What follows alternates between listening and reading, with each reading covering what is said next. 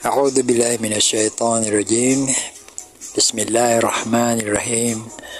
الحمد لله والصلاة والسلام على رسول الله نبينا محمد وعلى آله وصحبه أجمعين. السلام عليكم ورحمة الله وبركاته. Alhamdulillah, sa ating pong pag-aaral ay patuloy po ito at inshallah ay makatulong ito na karagdagan sa ating mga kaalaman. Ang pagtuklas ng tunay na relihiyon ay magagawa lamang ng isang tao ang pagkuha ng tumpak at tama kung gagawa niya ito ng mga pamamaraan na sa pamamagitan ng lapis at papel. Bakit? Sapagkat kailangan na isulat mo yung mga kailangan na hanapin sa paghanap mo ng tunay na relihiyon. Kailangan meron kang guideline ika nga. Kumbaga ay meron kang manual kung paano mo makukuha ang katotohanan. So, ano ang number 1? Nahahanapin mo muna bago mo makita ang tunay na relihiyon. Hahanapin muna natin ang tagapagturo kung siya ay isinugo ng Diyos. Gaya nga nung napanood natin na mga napapanood sa YouTube ay nagtatanong yung mga mananampalataya sa Diyos. Naniniwalang may Diyos, naniniwala na siya ay isa lang, at ang problema nga lang ay hindi niya alam kung sino. Kaya ang hinahanap niya ay kung totoong sugo ng Diyos yung nagtuturo. Kaya iyon ang una nating hanapin, yung kung sila ay isinugo ng Diyos. Sapagkat kung sila ay sugo, ay number 1, magiging tama ang ating paniniwala sapagkat ang kanyang mga ituturo at kanyang sasabihin ay nanggaling sa ating tagapaglikha. Kaya yan ang una, at ikalawa ay kung ano ang iniutos sa kanya ng Diyos. Siyempre, kung siya ay isinugo, uutusan siya ng tagapaglikha dahil alam ng Diyos na ang mga tao ay naliligaw.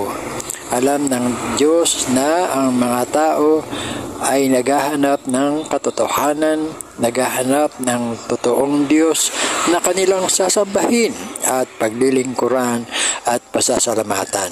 Kaya, ang tagapaglikha bilang makapangyarihan sa lahat, alam niyan lahat ang nangyayari, kaya siya mismo ang magpapadala ng sugo at ginagawa niya itong propeta at binibigyan niya ito ng mga kapahayagan o mensahe na kagustuhan ng ating Diyos. Kaya kung meron man tayong makikita, una, siya ay sugo. Pangalawa, may dala siyang mensahe galing sa tagapaglikha. Kung gayon, kapag nakuha natin ang dalawang ito, ay makatitiyak na tayo na ang ituturo sa atin ng nagpapakilalang sugo ay yung Diyos na nagsugo sa Kanya. Kaya mapapatama na ang ating paniniwala.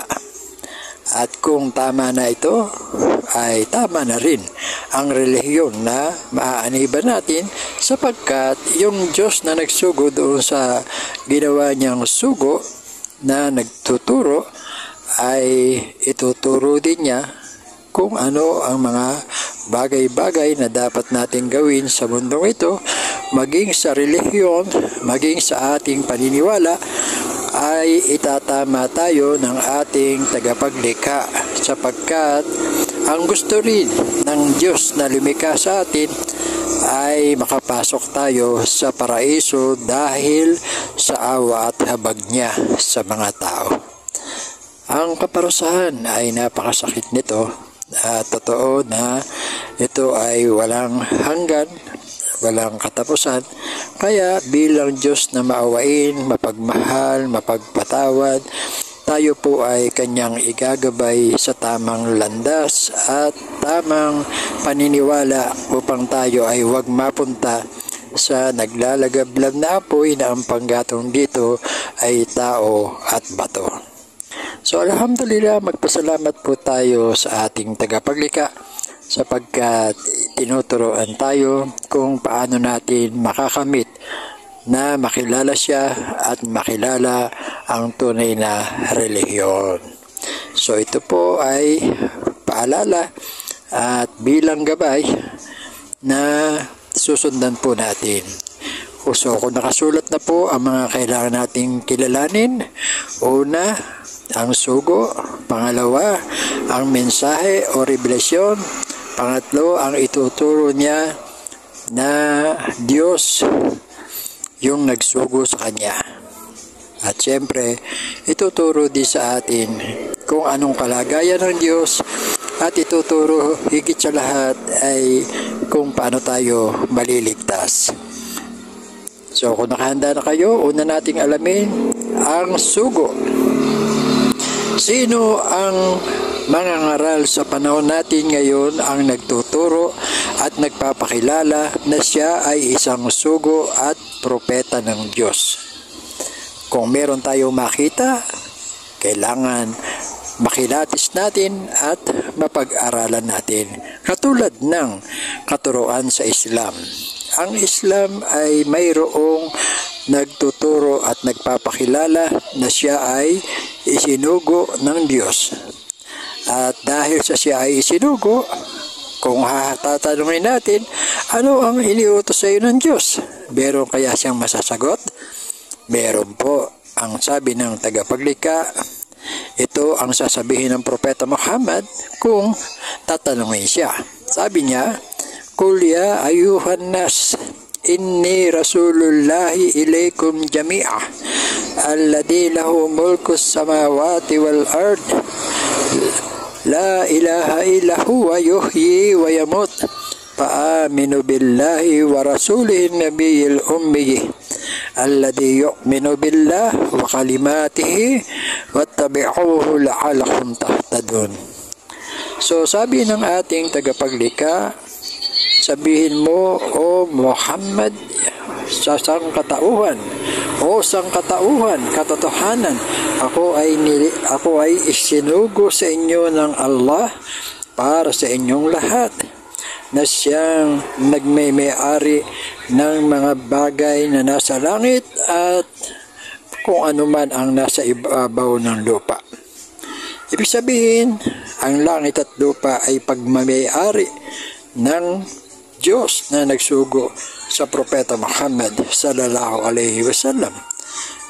At walang ibang Diyos daw maliban sa Kanya, na nasa Kanya ang buhay at kamatayan. Kaya paniwalaan natin ang Allah, paniwalaan natin ang Kanyang isinugo na si Muhammad, isang propeta na hindi marunong sumulat at hindi marunong bumasa. At ang propetang ito'y naniniwala sa Allah at sa Kanyang mga salita, kaya't sumunod tayo upang malagay tayo sa tamang gabay. So, kung tayo ay naghahanap ng tunay na relihiyon, ay una nating hinahanap yung tagapagturo na isinusugo talaga siya ng ating tagapaglikha. Kaya yung nagpakilala sa gitnang silangan, nagpakilala siyang sugo, itinuturo niya kung sino yung Diyos na nagsugo sa kanya, sapagkat yun ang utos sa kanya. Kaya tinatawag siyang sugo, tinatawag siyang isinugo ng Diyos sapagkat inutusan siya ng ating tagapaglikha. Kaya maliwanag na ang tanging katuruan na makukuha nating tama ay yung mayroong sugo na nagpapakilalang sugo na mayroong dalang kautusan. Huwag tayong basta maniwala na sasabihin ng isang tao siya ay sugo pero wala namang kautusan, wala namang iniutos sa kanya ang Diyos. Kaya matagal na po ang mga nagdaang panahon na mula pa noon hanggang ngayon ay walang lumalabas na isang tagapangaral at tagapagturo at nagpapakilala na siya ay sugo ng Diyos na ang dala niyang mensahe ay ang Biblia. Wala pong ganun. Walang nagpakilala at wala pa rin nagpapakilala na siya ay sugo ng Diyos.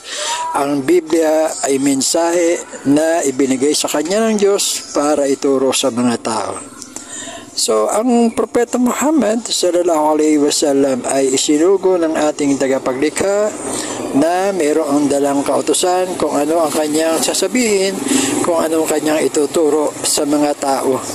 Hindi niya sariling kautusan, hindi niya sariling mensahe, kundi mensahe ng ating tagapaglikha na ibinibigay sa kanya at umabot ito ng hanggang 23 taon na revelasyon o ipinapahayag na salita ng Diyos na ibinibigay sa Propeta Muhammad sa pamamagitan ni Angel Jibril. So wala pong ganyang tao na lumabas mula pa noon hanggang sa kasulukuyan, kundi ang Islam lamang. So kaya ang Islam, ang bansa natin ay lahat ng mga nakatira dito noong mga panahon na sila ay mga ninuno natin, sila ay mga Muslim. Sila ay yumakap at naniwala sa pagkilala sa nag-iisa at tunay na Diyos na siya ang Allah, walang kamuka, walang katulad, hindi nagkaanak, hindi ipinanganak, at hindi siya pwedeng tularan ng kanyang mga nilikha. So yan po ang tunay na Diyos. At dito namin kayo inaanyayahan. Kung ang hanap talaga natin ay tunay na relihiyon, yan po ang Islam na siyang tunay na relihiyon na ginugusto ng ating tagapaglikha, sapagkat nang makumpleto na ang kanyang mensahe, na kumpleto na ibinigay niya sa Propeta Muhammad sallallahu alaihi wasallam, ay sinabi niya, "Al-yawma akmaltu lakum dinakum wa atmamtu alaykum ni'mati wa raditu lakumul Islam dina." Ang ibig sabihin niyan, sa araw na ito, sinabi ng Diyos kay Propeta Muhammad, at sa araw na ito ay ginagawa ko ng ganap o kompleto ang inyong relihiyon. At ibinuhos ko rito ang aking mga biyaya at nalulugod ako na ang inyong maging way of life o maging din o maging pananampalataya nyo ay ang Islam.